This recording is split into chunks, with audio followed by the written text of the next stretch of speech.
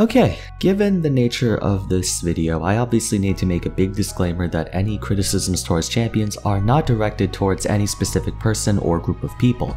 I understand it may come off as a personal attack and would just like to clarify, the point of this video is not to trash on your main, rather to give a neutral explanation for the community's negative opinion of them.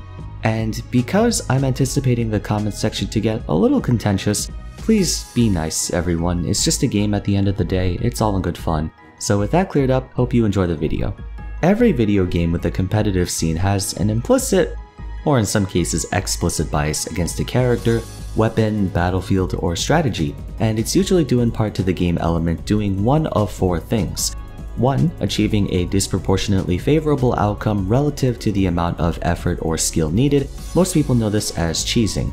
2. Creating or forcing a situation in which neither party can conventionally advance the game state, or in layman's terms, stalling or camping. 3. Having a playstyle that cannot compromise or adapt, which often results in polarized outcomes that can negatively affect your own team. Or 4. Lacking any conventional form of counterplay. By counterplay, I'm specifically referring to being able to overpower something through skill. While the ideal goal is to create a game in which everything is fair, everything feels good to play and play against, there's bound to be some people who find something very frustrating or annoying. League of Legends is no different. The game is notorious for having groups of players actively voice their disdain and contempt towards a champion, item, or even role. Heaven knows the mental warfare between junglers and laners, jungle diff, and all that. There are so many champions in League of Legends that draw the ire of players, and while everyone is entitled to their own biases, there exists a few that draw quite an infamous reputation in the community, and so I wanted to talk about them to explain just what about them paints a not-so-friendly picture. To do that, I think I should lay some groundwork like I normally do and explain the opposite end of the spectrum. What's a champion that everyone has a relatively positive or neutral opinion of? That way we can look at them and figure out what they have that hated champions lack and vice versa. I think the best example I can think of would be Jarvan IV. Now, before you go into the comment section telling me how much you hate Jarvan, remember we're talking about general overall opinion. He's one of those champions that definitely brings a lot to the table, but isn't overly a terror to go up against either. He has a very explosive engage even among his diver peers, but doesn't have the 1v9 death machine properties that some other divers might like Diana, Camille, and Irelia. What I think makes him a well-liked champion to have on your team and a respected choice by the enemy team is that he's very honest at what he does, and while his abilities are all pretty basic in function, practically speaking they're exactly what you would want and expect out of a diver. Someone who starts fights by closing distances quickly and forcing enemies to deal with their presence. He's got one of the best dash knockups in the game through Demacian Standard and Dragon Strike since it's got a range of 850 and is an AoE knockup using his character model as a hitbox. Actually, I believe that makes it the only one of its kind. In exchange, he has to use 2 abilities for this. Also, I think what sets him apart from another diver like Hecarim is that after he burdens his engage, he doesn't have the highest damage output since all he can really do is auto attack. Very fair, good at his job, but doesn't exactly feel like someone who cheats you out of a free win. He doesn't have a degenerate playstyle or any real cheese mechanics. If he goes full damage, he's super squishy, and if he goes full tank, he doesn't hurt that much. Typically, every quote-unquote hated champion has one particular thing about them that triggers one of the 4 things I mentioned at the start of the video. I think the best way to go about this would be to bring up a few champions from each role. So let's begin with top lane and work our way down to support. Bear in mind I can only cover maybe 2 per role just for the sake of time. Riven's a good place to start. Despite being released way back in 2011, some argue she's got just as much of an overloaded kit as newer champions like Gwen. Probably what many people don't like about her is how ridiculously good her rushdown potential is. Being a champion that doesn't have mana, she doesn't have to worry about resource management, and it also means stacking cooldown reduction on her has only positive benefits. A common weakness shared by skirmishers is their poor target selection, as most if not all their attacks are single target, and any area of effect they do have may not compare to that of fighters or mages. Kayn and Gwen sort of come close, but Riven can handle teamfights just as easily as she can handle skirmishes, due in part to all her damaging moves being AoE, and having a particularly wide range, especially after she uses her ultimate. Conversely, she has one of the worst disadvantages in the game, especially since the bulk of both her offense and defense rely on mobility, meaning rooting her is practically the same as a stun. Against a champion with equal or better aggression than her, she can easily be overwhelmed for the rest of the game, which is why you almost never see Rivens perform at an average level. They either hard 1v9 or run it down. It's this performance inconsistency that creates situations where enemy Rivens can be the ultimate destructive force of destiny, while you kind of forget that you even have a top laner on yours. She has strong dueling power while also the potential to double as a diver, but her volatile playstyle makes her unreliable as an ally and unpredictable as an enemy. Another top laner most people don't like is Fiora. Fiora is an extremely annoying matchup in top lane because she's specialized as a duelist. Everyone knows her gimmick is % max health true damage just like Vayne. But unlike Vayne, she can proc multiple instances of true damage in far less time thanks to her ultimate, and because she scales much better at it, she can also be a lot harder to kill since she can purchase defensive itemization. In other words, building any form of protection against her is almost pointless because of this. The tools in her kit practically invalidate 75% of all top laners. Tanks may be able to survive lane by building Bramble Vest and relying on their base damage, but towards the mid to late game they're going to be shredded to pieces. Fighters can potentially go toe-to-toe with her since they usually carry higher damage, but a single mistake can lead to a game where she's practically unbeatable in a 1v1 setting.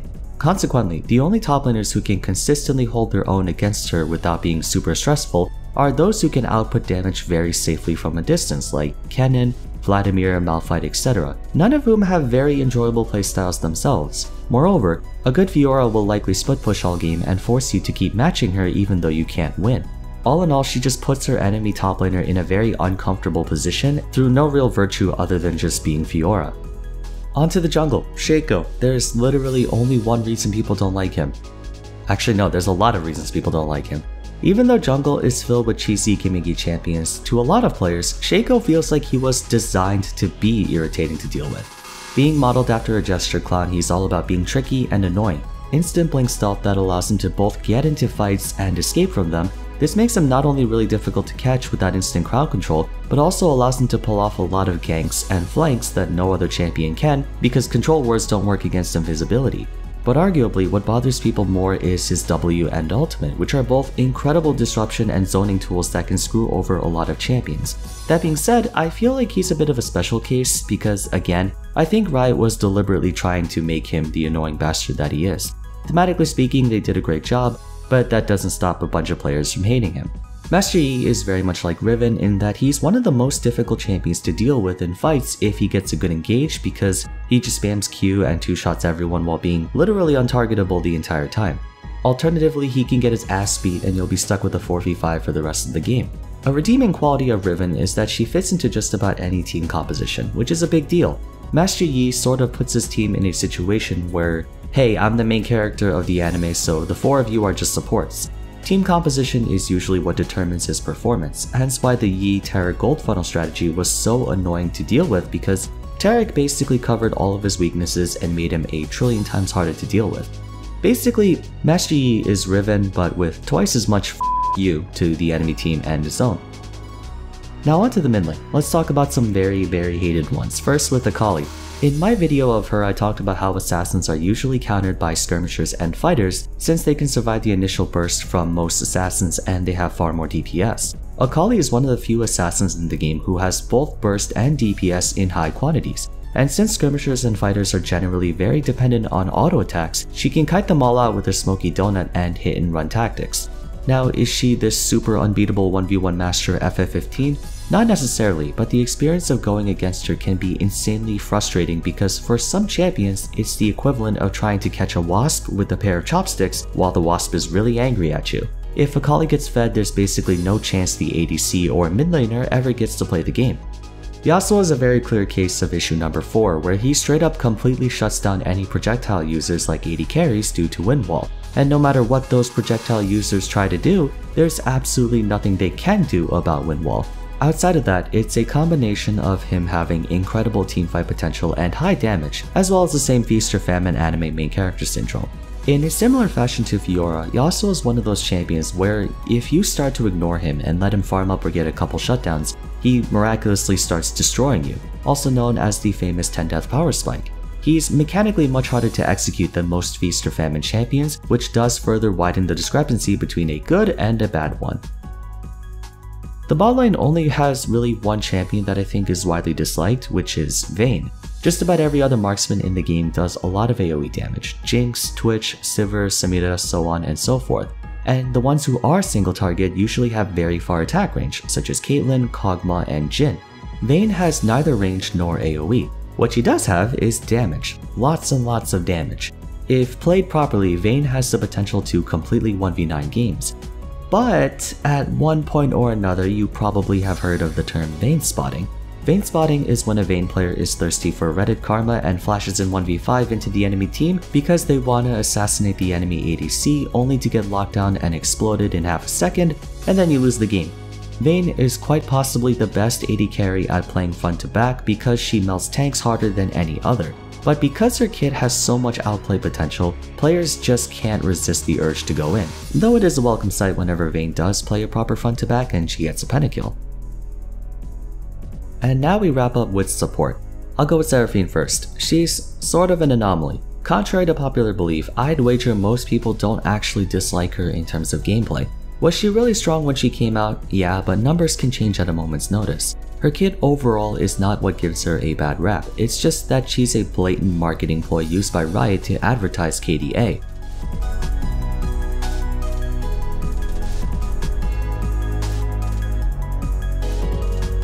Something else that contributes to that is they created a social media profile where Seraphine was sort of the actual character or persona, and she talked about struggling with mental health in an attempt to be relatable.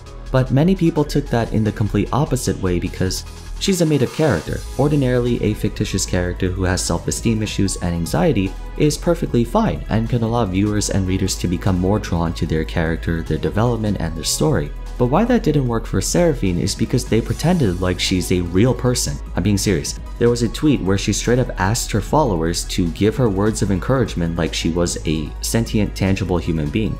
Needless to say, there was a lot of controversy with this champion, but most of the hate from her stems from why she was added to the game in the first place, not necessarily as a champion in-game. If we talk about like going against her, playing against her in lane or in teamfights, she's just like any other mage or enchanter. I don't think people really bang their head on the keyboard thinking, oh my goodness, this champion is super annoying to deal with. Seraphine has much of the strengths you would expect from, a burst mage, and much of the same weaknesses of one. I don't think she's really that big of a deal gameplay wise.